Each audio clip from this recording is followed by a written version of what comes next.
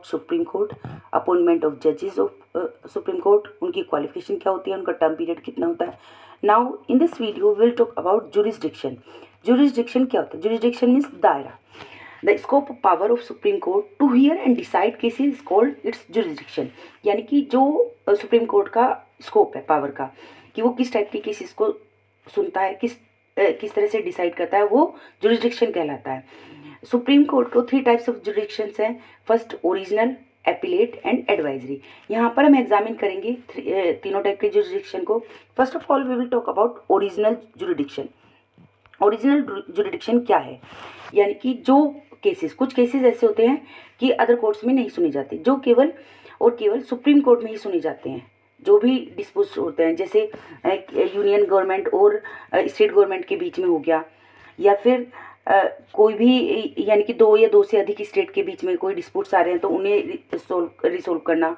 दूसरे, supreme court के पास special power होती है कि वो फंडामेंटल राइट्स के इन्फोर्समेंट की, यानी कि इस कनेक्शन में ये है कि उसे पावर है, रिट जारी कर सकता है. वो किसी के by the way fundamental rights का वोलेशन हो रहा है तो वो रिट जारी कर सकता है. कुछ केसेस ऐसे होते हैं which concern the violation of constitution by the government और एनीवन एल्स, तो वो भी ओरिजिनल जुरिस्डिक्शन के थ्रू ही किए जाते हैं. Next is appellate jurisdiction. Appellate jurisdiction means lower court से अपर कोर्ट की तरफ अप्लाई करना. एपिलेट जुरिस्डिक्शन में हम किन किन केसेस को अप्लाई कर सकते हैं, जैसे क्रिमिनल केसेस हो गए, सिविल केसेस हो गए, कॉन्स्टिट्यूशनल डिस्प्यूट से रिलेटेड केसेस हो गए, तो उन्हीं सबको हम अप्लाई कर सकते हैं एपिलेट जुरिस्डिक्शन में. बाय द वे सबऑर्डिनेटेड का कोई केस है और उसे वहाँ पर न्याय नहीं मिल रहा है, तो वो हाई कोर्ट से अपील कर सकता है कि उसका जो केस है वो सुप्रीम कोर्ट में पहुँचाया जा सके. Next, advisory jurisdiction. ये आर्टिकल 143 में आता है. इसमें जो है, यानी कि जो सुप्रीम कोर्ट है उसे एडवाइस देने का अधिकार है. जैसे प्रेसिडेंट ऑफ इंडिया है, कोई क्वेश्चन है उनका रिलेटेड टू लॉ या फिर पब्लिक इम्पोर्टेंस से रिलेटेड कोई क्वेश्चन है, तो वो सुप्रीम कोर्ट से एडवाइस ले सकते हैं. जबकि इसमें दोनों ही बाउंड नहीं है, ना ही प्रेसिडेंट बाउंड है कि वो उस एडवाइस को फॉलो करेंगे और ना ही सुप्रीम कोर्ट बाउंड है कि वो एडवाइस देगा ही. Last, judicial review. Judicial review क्या है कि जो सुप्रीम कोर्ट है उसके पास पावर है to review and determine the validity of law in order to may be describe as the power of judicial review. यानी कि वो उसके पास कोई भी लॉ है उसकी न्यायिक समीक्षा करने का अधिकार है.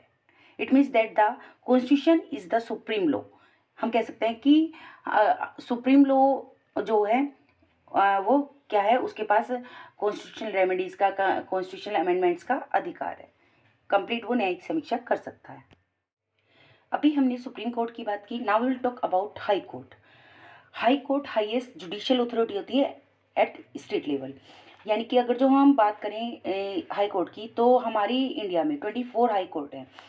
यानी कि जैसे 28 स्टेट्स एंड 8 यूनियन टेरिटरीज हैं. लेकिन ये ज़रूरी नहीं है कि सभी स्टेट में हाई कोर्ट हो. जैसे पंजाब और हरियाणा है, पंजाब और हरियाणा का हाई कोर्ट चंडीगढ़ में है. नॉर्थ ईस्ट में 4 स्टेट का एक ही प्लेस पर है.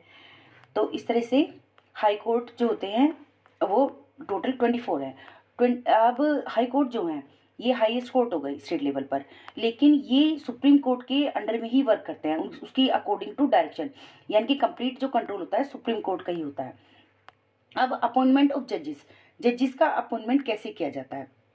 हर जो हाई कोर्ट होता है उसमें एक चीफ जस्टिस होता है और दूसरे जजेस भी होते हैं, जैसे कि हमने सुप्रीम कोर्ट में बताया था. नंबर ऑफ जजेस वेराइज भी हो सकता है state to state. Number of जजेस जो होते हैं ईच हाई कोर्ट के डिटरमाइन किए जाते हैं on the basis of its size, यानी कि स्टेट के साइज के ऊपर डिपेंड करता है. ये जजेस जो होते हैं हाई कोर्ट के, उनका अपॉइंटमेंट प्रेसिडेंट के द्वारा किया जाता है. उनका अपॉइंटमेंट प्रेसिडेंट करता है. जबकि जब चीफ जस्टिस का अपॉइंटमेंट होता है हाई कोर्ट की, तो प्रेसिडेंट जो है वो कंसल्ट करता है किससे? चीफ जस्टिस से. जो सुप्रीम कोर्ट का चीफ जस्टिस है उससे कंसल्ट करता है. और चीफ जस्टिस जो होता है हाई कोर्ट का, वो गवर्नर ऑफ स्टेट से कंसल्ट करता है. Next is jurisdiction. यानी कि जो हाई कोर्ट का जो दायरा है वो कितना है.